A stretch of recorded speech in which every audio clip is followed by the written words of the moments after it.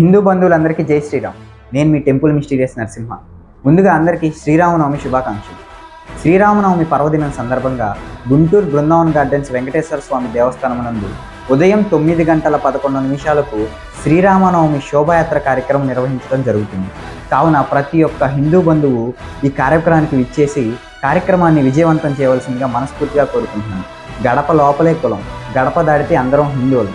నాటి వానర సైన్య దండయాత్ర సీతారాములను కలుపుట కొరకైతే నేటి రాముని సైన్య శోభాయాత్ర సనాతన ధర్మాన్ని శాశ్వతంగా నిలిపేందుకు కలుగుతుంది. డేట్ మాత్రం మర్చిపోవద్దు.